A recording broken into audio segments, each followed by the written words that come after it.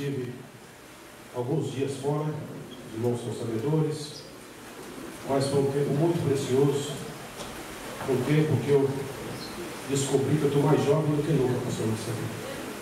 Não é, Selma? Cadê a Selma? Até a Selma, irmãos. A Selma subiu na carroceria de um caminhão, parecia um adolescente. Depois demorava a descer, mas para subir, não.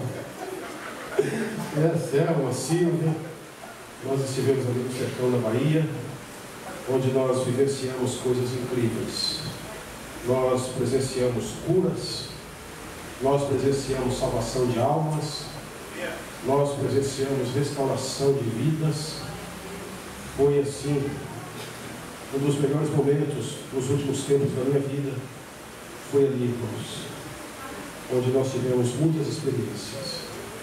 E eu desafio você a ser um missionário. Eu não preciso ir para a Bahia para ser missionário, né, vida?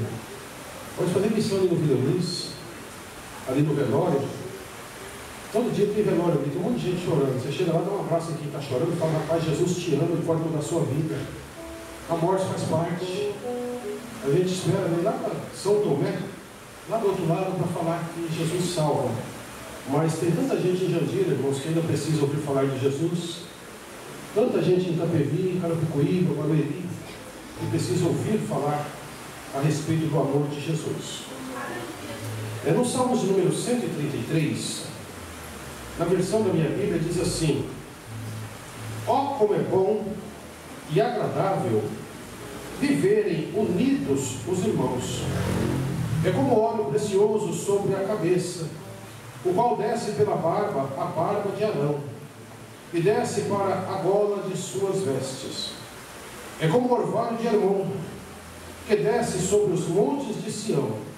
Ali o Senhor ordena a sua bênção e a vida para sempre. Amém, queridos? Essa palavra de unidade, ela tem martelado o meu coração. Muito, muito, muito, muito. E eu tenho sido nutrido, irmãos, pelo Espírito Santo, de muitas informações vinda dos céus. Tenho orado, tenho consagrado a minha vida. E algo que Deus vem falando comigo muito nos últimos tempos, irmão, é sobre a comunhão, sobre a unidade, sobre a fidelidade, sobre a lealdade da igreja. Essa semana, no começo da semana, eu postei algo no meu status e aquilo me assustou. Eu postei alguma coisa sobre lealdade. Eu tenho mais de 1.300 números na minha lista de contatos, irmãos. Eu estava observando 1.355 na minha lista de contatos do WhatsApp. E quando eu postei sobre lealdade, eu fiquei assustado com a repercussão que deu. Tanta gente me respondendo, falando sobre a crise sobre lealdade. Como está extinto esse sentimento que não deveria ser. Nós deveríamos ser pessoas leais em todo o tempo, irmãos. Nós deveríamos ser pessoas fiéis uns aos outros em todo o tempo. Mas eu tive, Lidiane, tanto retorno daquela postagem que eu coloquei, falando: pastor, a gente encontra tudo nas pessoas, menos lealdade. Pastor, acontece isso. E, sabe, me assustou. Eu não fiz com essa intenção. Mas eu pude descobrir, irmãos, que a igreja está passando um processo difícil. Porque se não tem lealdade, irmãos, não tem cristianismo. Se não há lealdade entre nós, nós não estamos vivendo o evangelho que Jesus ensinou para nós. Mas cabe a cada um de nós uma reflexão, se nós estamos sendo ou não estamos. Porque nós lemos aqui o salmista dizendo que quando há essa união, que está falando dos irmãos, eu acredito que está falando para frente, irmãos, sim ou não? Ó, como é bom e agradável viverem unidos os irmãos. Não é só sentar do lado, não é só comungar aqui da mesma mesa, não é só fazer parte da mesma igreja, não é só estar em um mesmo ambiente. Isso é fácil. Isso é legal, você estar num ambiente como esse, agradável, uma igreja alegre, um povo que bagunça mesmo, mas bagunça com santidade, irmãos. Ontem nós estávamos no evento, nós estávamos umas 40 pessoas, e algumas pessoas do lado estavam nos observando. Quando nós terminamos ali, procuraram, acho que foi a Van, e falaram: onde é a igreja de vocês? Eu quero fazer uma visita, esse povo é muito alegre, porque a alegria contagia as pessoas. E nós somos esse povo alegre, irmãos. Crente para ser santo não precisa ser carrancudo, não. Para você demonstrar santidade não precisa ser cara feia é fome. A nossa santidade, irmãos, não está apenas na postura, não está no nosso rosto, não. A nossa santidade é aqui. É de dentro para fora que nós exalamos a nossa santidade. E eu entendo que Deus ele quer trazer um alinhamento sobre a igreja. Deus ele quer fazer com que a gente verdadeiramente, irmãos, entre nesse propósito aqui de arrependimento. Irmãos, as coisas estão mudando muito rápido. Tudo muda, irmãos. Eu estava hoje me arrumando para vir para a igreja e estava refletindo. Quem lembra de alguns anos atrás, quem fazia entrega em São Paulo? De carro. Tinha que andar com aquele mapa rodoviário, né? No painel do carro. Quem já usou? Tem alguns velhinhos aqui igual eu, irmãos. E toda vez que eu preciso ir a algum lugar que eu coloco, pastor Marcelo, o GPS, eu fico, meu Deus, como era triste aquele tempo, né? Se eu me perco, irmãos, com o GPS na minha frente, dizendo entra pra cá, imagina com aquele negócio no painel do meu carro. Eu tenho que descer do carro, olhar ele, dar uns passinhos, voltar. As empresas mudam, as estratégias mudam, tudo em nossa volta muda, irmãos. E nós precisamos estar atentos com as mudanças que estão acontecendo. Porém, nós não podemos perder a nossa essência. A minha essência da adoração não pode ser perdida por causa das mudanças. A minha essência de oração, de buscar a presença de Deus, ela não pode, meus irmãos, mudar por causa das circunstâncias do mundo. A igreja mudou, irmãos. E vai mudar cada vez mais, porque Deus é estrategista, irmãos. Irmãos, tem coisas que davam certo há 20 anos atrás, hoje não dá mais. O evangelho é o mesmo, a palavra é a mesma, a pregação é a mesma, o Deus é o mesmo, mas tem coisas que eu fazia há 20 anos atrás e se eu for fazer hoje não vai dar certo. Porque as pessoas vão mudando, as pessoas vão tendo mais informações. E aí, com todo esse excesso de informações, nós vamos nos dividindo. Se a gente não tiver cuidado, a gente se torna uma geração de pessoas desleais. Pessoas que sentam do lado, mas não têm lealdade. Pessoas que participam do mesmo pão, do mesmo cálice, mas não têm lealdade, Gilson. Pessoas que dormem na mesma cama, mas não têm lealdade uns com os outros. Pessoas que convivem embaixo do mesmo teto, mas não são pessoas leais. Irmãos, nós precisamos ser pessoas confiáveis. Amém? Eu ministrei terça-feira aqui sobre isso. Eu falei que uma pessoa talentosa, ela pode fazer sucesso, mas uma pessoa leal, ela faz uma história. Amém? Porque com lealdade você agrada a Deus. E vou dizer algo para você, talvez choque você, mas é exatamente o que Deus tem falado comigo. Deus não está procurando pessoas talentosas, Deus está procurando pessoas leais. Porque se Ele encontra pessoas leais, o talento Ele dá. Ele não precisa da sua capacidade. Se você for leal, Deus te enche de capacidade. Lembra de Pedro? Pedro era um cara temperamental, irmãos. Mas após a descida do Espírito Santo, a vida de Pedro foi tão transformada, Ivone, que aquele pescador matuto, bravo, a sua primeira pregação, 3.000 almas se rendeu a Cristo, porque ele teve a ajuda do Espírito Santo na vida dele. Aleluia. Lembra de Filipe? Filipe, quando o negócio começou a estralar pelos discípulos ali, foi espalhado todo mundo. Filipe foi para Samaria. O que é que Filipe foi fazer? Pregar. O que é que Filipe foi fazer? Anunciar o Evangelho. Onde Filipe entrava, as pessoas eram curadas. Aí de repente o anjo se aproxima de Filipe. Filipe, desce, porque aqui já tem muita coisa, tem alguém precisando de você lá embaixo. Filipe obedeceu e foi. Aí ele encontra o eunuco, prega para o eunuco, fala do amor de Jesus para o eunuco, do amor de Deus. O eunuco, após ouvir, a Bíblia diz que ele olha para Filipe e diz: aqui tem água. que me impede de ser batizado? Você crê que Jesus é o Filho de Deus? Crê. Para a carruagem, batiza o eunuco. E Deus pega Felipe e leva ele para uma outra dimensão, para outro lugar. Sabe por quê, queridos? Porque Deus achou um coração leal em Felipe. Aí eu te pergunto, se Deus procurar em você hoje esse coração, como que está ele? Se Deus resolver colocar a sua vida aqui no telão hoje, mostrar tudo que você é, será que nós sairemos aqui envergonhados ou alegres, Paulo?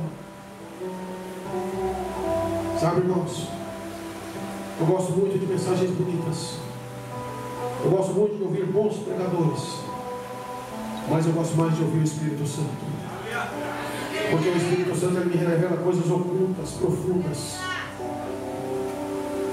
E eu quero dizer para você, não adianta a gente tentar mascarar alguma coisa, porque nós podemos mascarar algumas coisas por um tempo, mas uma hora a nossa identidade real aparece.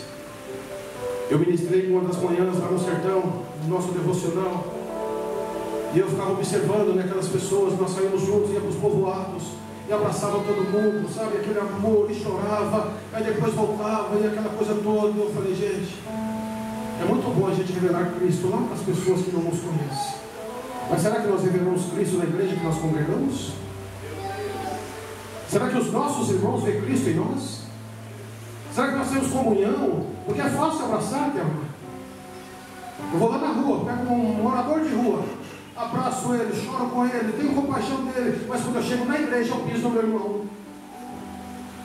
Quando eu estou em uma rodinha de conversa na igreja, eu falo mal do meu irmão, eu falo mal do meu pastor, eu falo mal do ministério que eu faço parte.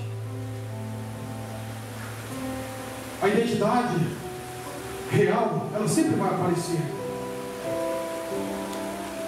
E eu tenho um compromisso diante de Deus, irmãos, de ministrar sobre um povo que vai morar no céu. Amém? Talvez eu não consiga nunca mudar a vida de alguém, mas eu vou lutar enquanto eu tiver forças. Eu vou pregar tudo que Jesus mandar eu pregar, porque quem conhece a igreja é Jesus, irmãos. A teologia é muito boa, irmãos. Quem faz teologia, parabéns. Quem não faz, faça. Mas nunca perca a essência de ouvir o que Deus quer trazer para a igreja. Porque a teologia nos traz conhecimento, mas o que Deus fala, meu irmão, muda a nossa vida. Pregar conhecimento é bom demais, irmãos, mas se não tiver uma direção do Espírito Santo para aquele momento, para aquele povo, para aquela reunião, talvez a pregação ela vai ser em vão. Houve um momento que eu estava lá no devocional, um pastor olhou para mim, veio até mim, ministrou. Antes o Espírito Santo estava ministrando em meu coração algo, e aquele pastor olhou para mim e disse assim: pastor, eu olhei para o senhor, eu vi uma bússola no seu coração. E eu continuei ministrando e olhando para o senhor, eu vi que o senhor se transformou em uma bússola, todo o seu corpo. E ele disse assim: Deus manda te dizer, começa a anotar as informações que Deus vai te dar, porque uma geração vai precisar ser direcionada. Aí eu estava no retiro com os jovens. O pastor que ministrou pela manhã, quando ele estava saindo, ele olha para mim e diz: pastor Floresvaldo, Deus manda dizer para o senhor, começa a anotar tudo que Deus vai te dar, porque uma geração vai ser direcionada. Acabou o culto da noite, o pastor Josué França me procurou, olhou para mim e falou: pastor Floresvaldo, Deus manda te dizer, anota tudo que Deus vai te dar, porque uma geração vai ser direcionada.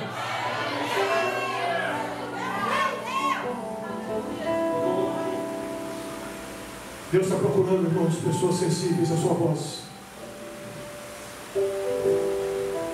É muito bom a gente ver uma igreja completa como eu estou vendo aqui, mas é maravilhoso saber que essa igreja, André, ela está lutando para ir para o céu. É maravilhoso pastorear uma igreja e saber que esse povo está lutando, Jesus, mesmo com as suas poucas forças, mas eles estão lutando, querendo morar nos céus, queridos. Mas isso é muito pessoal, isso é, sabe, não cabe ao pastor forçar isso. Mas é você ouvir a palavra, e a Bíblia diz assim: quando ouvires a voz do Senhor teu Deus, não endureçais o vosso coração. Se nós entendermos o que Deus quer fazer conosco, querido, nesses últimos tempos, Uma das coisas que Deus está gerando muito no meu coração, não só no meu, mas de todos aqueles que têm compromisso com o reino, é sobre o avivamento que vai vir sobre a terra. Você está esperando por esse avivamento? Deus vai derramar um avivamento, Paulo, tão grande sobre a terra, que vai impactar as nações. Sabe por quê? Deus quer trazer alinhamento para a igreja na terra, irmãos, porque Jesus vai voltar. E Jesus, quando voltar, a Bíblia diz: porventura, quando vier o Filho do Homem, achará fé na terra. Então Deus quer gerar em voo de fé em nossos corações, através de uma mudança de pensamentos, irmãos. Paulo diz assim: não vos conformeis com este mundo, mas transformai-vos pela renovação do vosso entendimento. Assim você vai experimentar qual seja a boa, agradável e perfeita vontade de Deus. Irmãos, viver a vontade de Deus é melhor do que viver a nossa. Viver os planos de Deus, Denis, é melhor do que viver os nossos planos, porque a Bíblia diz que os planos de Deus são maiores do que os nossos. Os caminhos de Deus estão acima dos nossos caminhos, Thalita. Eu não sei como cada um aqui pensa. Eu penso por mim e oro pela igreja, para que Deus abra o entendimento de toda a igreja. Irmãos, todos os dias eu estou clamando pelas vossas vidas. Todos os dias eu estou orando a Deus. Eu estou pedindo perdão pelos meus pecados, pelos seus pecados, porque eu entendo a posição que Deus me colocou, uma posição de autoridade, queridos.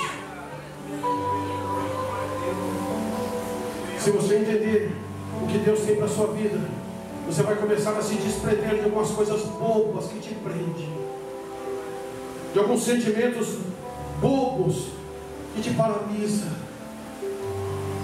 sabe?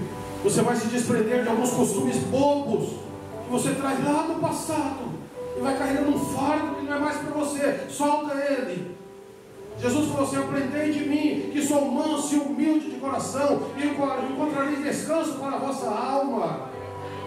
Irmãos, tem gente carregando fardo, tem gente vivendo triste, sabe, cabisbaixo, meu irmão. O evangelho é alegria, querido. Ser crente é ser alegre, ser crente é ser sorridente, ser crente é ser uma pessoa brincalhona, não brincar para denegrir o evangelho, não. Mas ser crente, irmãos, é ser a pessoa mais feliz da face da terra. Amém? Quem é feliz aí? Você é feliz de verdade? Feliz mesmo? Qual o motivo da sua felicidade? Eu tenho o nome escrito no livro da vida, irmãos. Eu sou feliz. Independente da circunstância, eu sou feliz. Pastor, está desabando o mundo, não tem problema. Eu sou feliz. Pastor, o leão está rugindo os dentes contra o Senhor, não tem problema. O leão da tribo de Judá está comigo. Aleluia. Pastor, o diabo está se levantando contra a sua vida, cara. Ele vai se levantar quantas vezes ele quiser, Paulo. Mas todas as vezes que ele se levantar, ele vai cair por terra, porque o meu Deus está de pé em todo o tempo. Entenda isso, você tem um Deus que cuida de você, meu irmão. Você tem um Deus que cuida de você, minha irmã. Você não precisa carregar fardos que não é seu. Tem gente carregando fardos que não é para ele. Está andando, sabe, corcunda, já emborcado, igual aquela mulher, 18 anos, carregando um fardo nas suas costas, até ter um encontro com Jesus na sinagoga. Jesus chama ela para o meio: ei, se livre desse fardo. Pare de andar emborcada. Irmãos, o que tem de crente? Você encontra com ele, ele é azedo, ele é amargo, ele é intragável. Tem crente que é difícil viver perto dele, irmãos. Ele é sempre negativo. Você vai com uma palavra de positividade, ele arruma outra negativa para ele. Se não tem problema, ele arruma problema. Já encontrou pessoas assim? Ela não tem problema nenhum, mas ela arruma. Ela quer arrumar problema. Ela quer brigar com todo mundo, ela quer colocar defeito em tudo. Nada para ela está bom, só o que ela faz está certo. Ah, para com isso. Para com isso. Dá uma olhadinha aqui. Nenhum é igual ao outro, mas todos são importantes. Todos são importantes, missionário Silvio. O corpo, ele tem muitos membros, irmãos, e cada um funciona exatamente para aquilo que Deus fez. Hoje eu estou lembrando do André mecânico. Dá para contar umas peças que tem no motor, André, assim, rapidinho? Peças de motor de carro, dá para contar rapidinho? É muita peça, né? Mas se uma falhar, atrapalha toda a engrenagem, não atrapalha? Assim é a igreja, irmãos. Imagina que a Bíblia fala sobre isso. Cristo é o cabeça, sim ou não? A igreja é o corpo, sim ou não? Esse corpo tem que andar ajustado, Adriano Marias. Se uma peça não estiver funcionando bem, todo o processo vai ter problema. Irmãos, me arrepio da cabeça aos pés, porque o Espírito Santo está neste lugar. Ele quer trazer cura para nós. Ele quer trazer cura para a minha vida, para a sua vida nessa noite. Olha o que o apóstolo, o escritor aos Hebreus disse, capítulo 12, versículo 14 em diante, diz assim: procurem viver em paz com todos e busquem a santificação, sem a qual ninguém verá o Senhor. Cuidem para que ninguém fique afastado da graça de Deus. Aleluia! E que nenhuma raiz de amargura brotando cause perturbação, e por meio dela muitos sejam contaminados. Amém? Aleluia! É conselhos da palavra, irmãos. Tem gente que fala: eu sou santo, mas a Bíblia diz que primeiro você tem que buscar paz com todos. Ser santo, mas se não tiver paz, Paulo, é fake news. É uma falsa santidade. É assim, Estevão? Santidade sem unidade é falsidade. Essa vem agora, tá? Santidade sem unidade é falsidade. E falsidade não agrada a Deus, irmãos. O que agrada a Deus é um coração sincero. Lembra quando nós já vamos passar por alto da ceia? Lembra quando Deus chama Samuel e fala para ele: vai lá na casa de Jessé, porque eu tenho encontrado um rei. Mas antes Deus tinha falado: achei Davi, um homem segundo o meu coração. Saul era talentoso, André, mas Davi era fiel. Saul, André, ele tinha um porte físico bonito. Davi era pequenininho, mas era segundo o coração de Deus. E aí o que aconteceu com Davi? Um dos maiores reis que Israel teve. Então entende que Deus não está preocupado com a sua aparência. Deus está preocupado, meu irmão, é com o que está aqui dentro. É com a essência dele que nós carregamos, irmãos. E a Bíblia diz que nós temos a mente de Cristo. Eu tenho falado sobre isso. Durante muitos anos eu tive dificuldade de citar para a minha vida aquele versículo que Paulo falou: não mais vivo eu, mas Cristo vive em mim.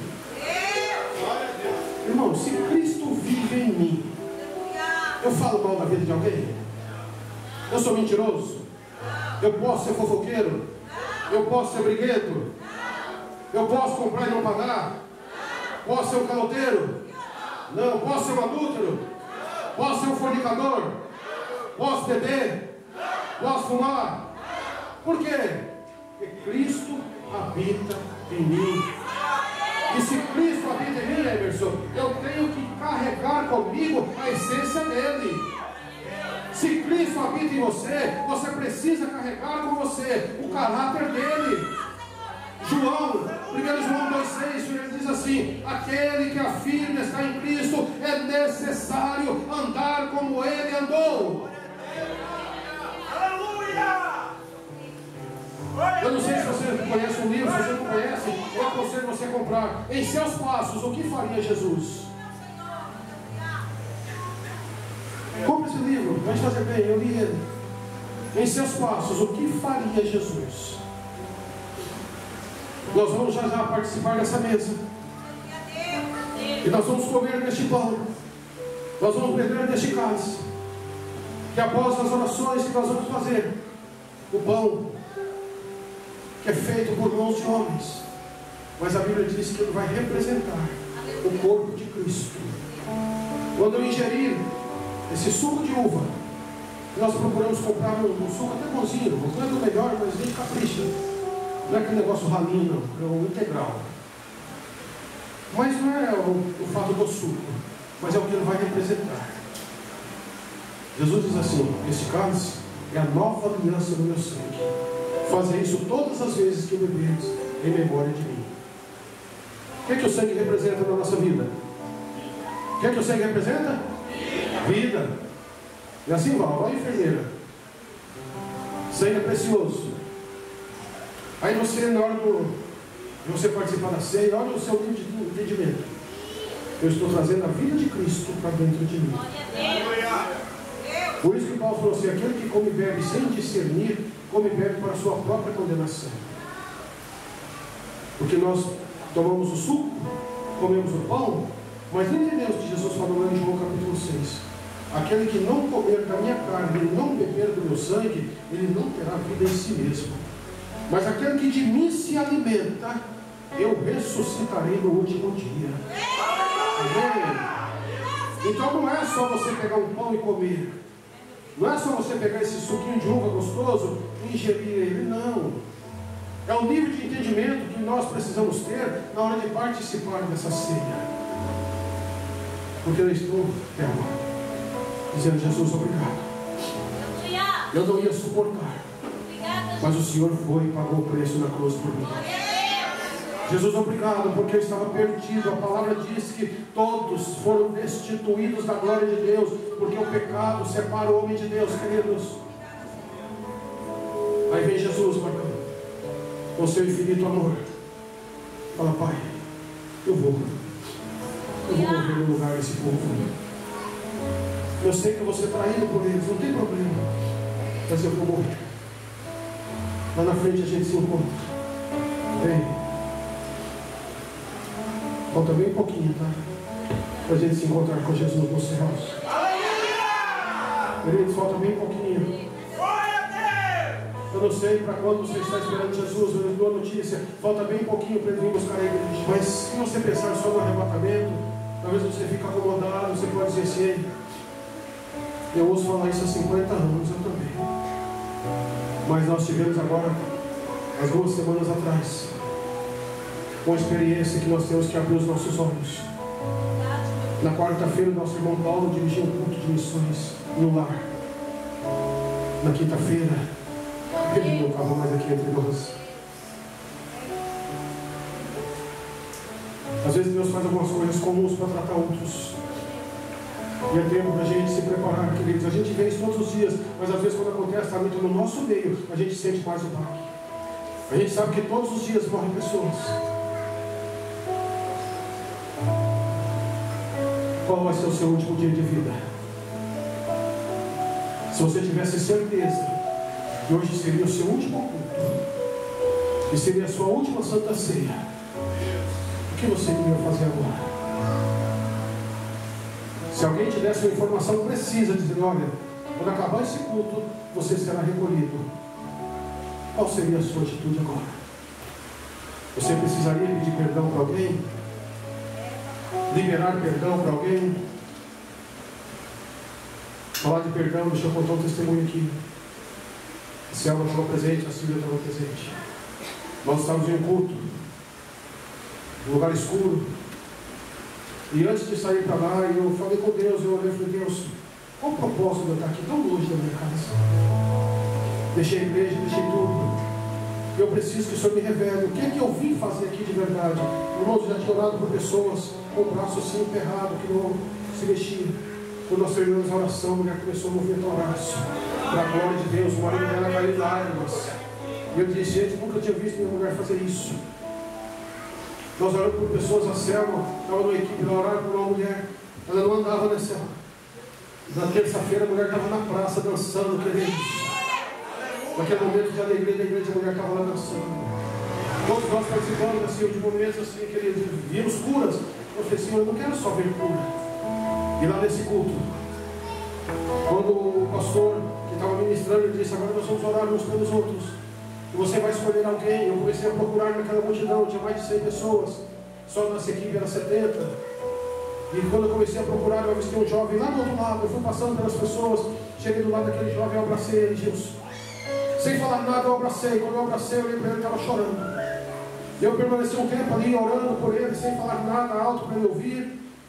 E eu perguntei o nome dele, ele disse: Anderson. Eu falei: você tem alguma área da sua vida que você precisa que eu ore por você, alguma enfermidade? Ele disse: pastor, Eu tenho uma dor no estômago consecutivamente há 5 anos. Todos os dias eu vomito o que eu como. E aí eu perguntei: você lembra o que aconteceu com você há 5 anos atrás? Quando você começou a sentir essas dores? Eu disse: raiva, muita raiva. Eu disse: você está disposto a liberar o perdão para a pessoa que te fez tanta raiva? Eu disse: é difícil, porque eu fui muito traído. E eu falei: olha, você pode escolher continuar com as suas dores ou liberar o perdão e ser pronto. E ele começou a chorar, pastor. E eu disse: eu vou liberar o perdão. E perdão, irmãos, é sentimento, tá? Perdão na verdade, é decisão, não é sentimento. Você decide perdoar ou decide carregar com você um fardo. E quando ele terminou de fazer aquela oração liberando o perdão, eu ministrei sobre ele, ungi ele, perguntei: está doendo? Ele começou a palpar. Eu falei: não, pastor, não dói mais nada no meu estômago. Eu fui curado, pastor, para a glória de Deus. E aí eu fiz um apelo para ele. Ele aceitou Jesus, entregou a vida para Jesus naquele momento, em lágrimas, irmãos, em lágrimas. E eu fui embora para casa, começamos a trocar mensagens. No dia seguinte ele me ligou e falou: pastor, doeu de novo. Eu falei: rejeito, porque agora é certo do inimigo. Aí fiz uma oração com ele por telefone. Daí a pouco ele me liga de novo: pastor, não estou sentindo mais nada. Nós viemos embora na quarta-feira. Ele já estava lá do lado do pastor da igreja, dizendo: pastor Florisvaldo, eu vou ficar aqui, eu vou ajudar o pastor Plínio, eu vou resgatar essa juventude desse lugar. Ontem ele mandou mensagem para mim, todos os dias a gente se fala, né? Ele mandou mensagem para mim ontem, disse: pastor, nunca tinha comido tanto como eu tenho comido nesses últimos dias. Nunca tinha tido tanta paz como eu estou tendo nesses últimos dias, pastor. Eu já estou conversando com o pastor Plínio e eu quero descer as águas do batismo. Deus, obrigado. Eu andei 2.400 quilômetros, pastor, para ganhar uma alma para Jesus. Mas para mim aquele foi um troféu. Ver aquele jovem sendo salvo. Sabe, irmãos, como eu falei aqui do fardo, às vezes nós carregamos fardos que não é para nós. Às vezes nós somos desleais. E a nossa deslealdade traz problema para nós, queridos. E nós criamos ambientes ruins. Uma pessoa desleal, ela acha que todo mundo é desleal com ela. Uma pessoa que não age com lealdade, ela desconfia de todo mundo. Basta alguém estar conversando, está falando de mim. Às vezes nem tem nada a ver com você, não está nem lembrando que você existe. Basta colocar, às vezes, um negócio no status, está jogando indireta para mim, está pensando o quê? É não, irmãos. É não, fica de pé. Eu quero acabar o culto no horário. Será que eu consigo? Até agora que eu... Por que você dá risada, Gabriel? Bruno falou para mim que foi no culto esses dias, irmãos. Perguntou para a mulher: que hora acaba o culto? Ela falou 9. 10h30 ele estava na igreja aí. Foi pastor, nem era o senhor que estava lá. Glória a Deus. Essa oração agora, irmãos, eu gostaria de verdade que você entendesse o que Deus está falando. Eu gostaria que fosse uma oração de arrependimento. Uma oração de posicionamento diante de Deus. Um conselho que eu te dou: tudo que você aprendeu na vida, é bom você fazer uma reciclagem. Aquilo que te faz bem, você continua carregando.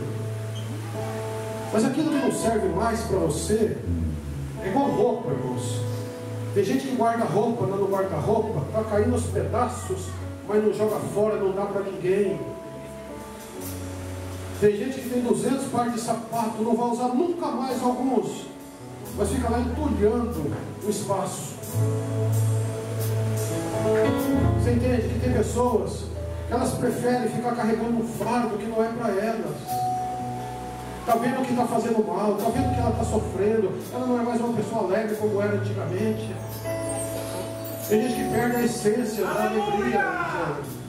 Tem gente que perde, não perde esse sorriso não, tá, minha filha? Esse sorriso 3, 15 mais 3 aí, né? Aleluia. Porque quando a gente começa a se quebrar na mão do oleiro, porque a Bíblia diz que Jeremias, no capítulo 18, ele desceu, Deus falou: nessa casa do oleiro eu vou falar com você. Lá ele viu que o vaso se quebrou nas mãos do oleiro. Não foi o oleiro que pegou o vaso e jogou no chão para quebrar. O vaso se quebrou na mão do oleiro. Isso nos traz uma revelação profunda, que às vezes nós estamos no ambiente da adoração, mas estamos nos quebrando. A gente se quebra pela nossa arrogância, pelo nosso comportamento, pelas nossas mentirinhas. Irmãos, deixa eu falar um negócio para você. Eu já falei várias vezes isso aqui. Meu pai era um homem muito ruim. Ruim no bom sentido. Meu pai não tinha Deus. Tinha muita sabedoria, mas não tinha Deus. Mas uma das coisas, Weber, que eu guardo muito do meu pai se chama honestidade. Verdadeiro. Se tiver que ter prejuízo, Paulo, eu estou com prejuízo falando a verdade. Porque a mentira, o pai dela, sabe quem é, né? É o diabo. E cada mentira que você conta, por mínima que ela seja, é uma brecha que você vai deixando para o inimigo atuar na sua vida. Tem gente que acha que pecado, irmãos, eu já falei sobre isso, é só o adultério, é só a fornicação, é só beber, é só fumar. Não, irmãos, pecado é tudo aquilo que desagrada a Deus. A falta de comunhão com os nossos irmãos é pecado. A mentira é pecado. Então tem coisas que nós vamos fazendo, Thelma. A gente vai abrindo a porta aos pouquinhos, e o inimigo, ele é muito astuto. Você vai abrir uma brechinha com o nariz. Aí amanhã você descuida, abre outra brechinha, vai entrando. Quando você menos espera, ele está dentro da sua casa. Pilares sendo destruídos. Tem casamentos sendo destruídos. Tem ministérios sendo destruídos. Por causa de falta de prudência, falta de amor, falta de comunhão uns com os outros, falta de viver a palavra, irmãos. Eu vou dizer algo aqui. Conhecer isso aqui é muito importante. O crente tem que amanhecer lendo Bíblia, passar o dia, todas as oportunidades lendo Bíblia, ao dormir ler a Bíblia, tem que mergulhar na Bíblia. Mas além de conhecer, tem que viver a Bíblia. Só conhecimento, a Bíblia diz que a letra mata, mas o Espírito vivifica. Só conhecimento faz a gente ser bobo. Quando a pessoa só tem conhecimento e não tem a graça de Deus, Ivone, ela se torna uma pessoa arrogante, prepotente, chata. Ela consegue matar as pessoas com a própria palavra. Porque aqui nós encontramos armas, irmão, de defesa e de ataque. Tudo que nós quisermos tem na Bíblia, né, velho? Você é um estudante da Bíblia, estudioso da palavra de Deus. Mas além de ter conhecimento, irmãos, nós precisamos todos os dias convidar o Espírito Santo para fazer parte da nossa vida. Nós precisamos todos os dias falar: Espírito Santo, me ensina a viver aquilo que eu estou aprendendo com a palavra. Espírito Santo, abra o meu entendimento, me faça viver o que a Bíblia me ensina.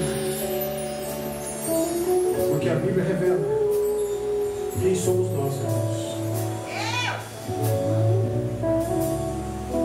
Você pode ser quem você achar que é, mas se o seu coração não estiver conectado com o que Deus tem para você, todo lugar que você chegar vai ter frustração. O problema não é o lugar, o problema é o que está em nós. Porque a princípio tudo é dentro. Igual quando as pessoas chegam aqui para congregar, certo? Pastor, eu gostei daqui, eu quero ficar aqui. Aí eu falo: olha, cuidado. Aqui é bom, mas tem um monte de defeito. Ah, pastor, falaram para mim que o senhor é 10, no princípio. Depois é 9, depois é 8, depois é 7, depois é 6. Não aceito baixar de 5. Aí entra no vermelho, né? Não, se cair de 5, irmãos, aí eu tenho que aceitar Jesus de novo. Por quê? Porque eu ainda tenho em mim a natureza humana. E se eu não tiver cuidado, velho, ela prevalece. E a natureza humana, ela é ruim nisso. A natureza humana, ela é vingativa.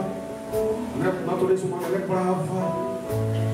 A natureza humana, ela tem seus sua autodefesa. Bateu, levou. Sou crente, mas meu braço não. É verdade nada.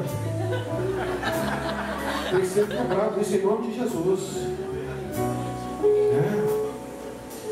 Isso tem que ser quebrado em nome de Jesus, irmão. Nós temos que ter a natureza de Cristo. Cristo estava sendo traído. O que ele fez? Na noite em que foi traído, o que ele fez? Ele tomou o pão, partiu e deu graça. Você entende isso? Na noite em que foi traído, ele pegou o pão, partiu e deu graça. Ele poderia ter dito: eu vou fulminar esse povo. Mas não, Paulo. Aleluia. Feche os teus olhos um minutinho. Faça uma oração de arrependimento agora. Peça perdão para Deus. Não se acha a única bolacha do pacote, não. Você está cheio de falha, assim igual eu. Peça perdão do fundo do seu coração para Jesus. Para Jesus, o tempo vai passando e eu vou trilhando por alguns caminhos que têm me levado para distante daquilo que o Senhor quer fazer em mim, através de mim. Fala para ele: Jesus, tenha misericórdia de mim. Peça para ele mostrar como você está por dentro, como está seu coração. Peça para ele revelar para você como está a sua essência de verdade. Peça para ele transformar você. Fala para ele: gera em mim, Senhor, um coração puro, um espírito reto. Lembra do Salmo 51? Torna a dar-me a alegria da salvação, Senhor. Não retires de mim o teu Espírito Santo. Deus não está, querido. Deus não está preocupado com o movimento, não. Deus está preocupado com a essência de adoração que nós temos. Deus não está preocupado com o barulho. As estratégias mudaram. Aleluia. Antigamente nós, no término dos cultos, chamávamos as pessoas para frente, colocava a mão na cabeça, as pessoas caíam. Demônios se manifestavam. Hoje até os demônios mudaram de estratégia. Ele deixa a pessoa dentro da igreja, mas deixa morta. Ele acompanha até a porta da igreja e fica ali esperando. Se você não for vigilante, quando você sair da porta, ele monta no seu cangote e faz você ir para casa brigando com a sua família. Você ouve uma palavra poderosa como essa, mas quando você sair daqui até chegar na sua casa, se você não for vigilante, o diabo já distorceu tudo que você ouviu. Então, em nome de Jesus, peça para ele: para Jesus, abra meu entendimento, me faça compreender quem realmente eu sou e quem o Senhor quer que eu seja. Mortifique a sua natureza carnal e vivifique a sua natureza de Cristo agora, natureza cristã agora. Mortifique a sua carne e vivifique o teu espírito agora. Aleluia. Pai, no nome de Jesus, no nome de Jesus, eu oro pela igreja, Pai.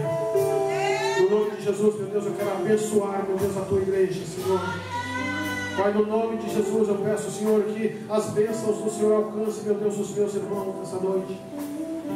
Que haja transformação, meu Deus, em nossas mentes, no nosso coração. Que haja transformação, meu Deus, em nossas vidas, ó Pai.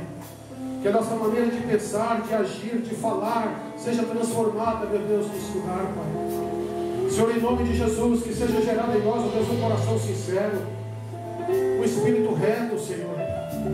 Senhor, em nome de Jesus, que nós venhamos abrir mão de tudo aquilo que nos atrapalha, Senhor. Às vezes o nosso achismo, meu Deus, nos leva para tão distante do Senhor. Ah, meu Deus, às vezes a nossa arrogância, Senhor, a nossa prepotência, a nossa religiosidade, meu Deus, nos afasta de viver nos propósitos, ó Deus, que o Senhor tem conosco, Pai. Que essa noite, meu Deus, fique marcada em nossos corações, ah, Deus, a transformação, Pai, que o Senhor quer fazer em nós, para que através de nós, Deus, vidas sejam transformadas. Porque se nós estivermos curados, ó Deus, nós vamos poder curar outras pessoas, Pai.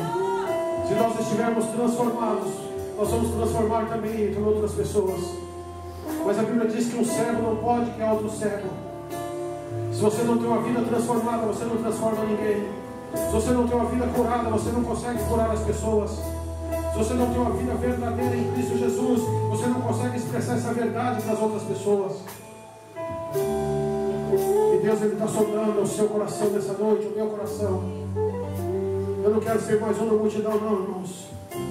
Eu não quero que a Despertar seja mais uma porta aberta, não. Mas eu quero que esse lugar seja verdadeiramente um lugar de adoração a Deus, um altar de adoração, onde Deus tenha liberdade de agir, de curar, de manifestar a sua presença.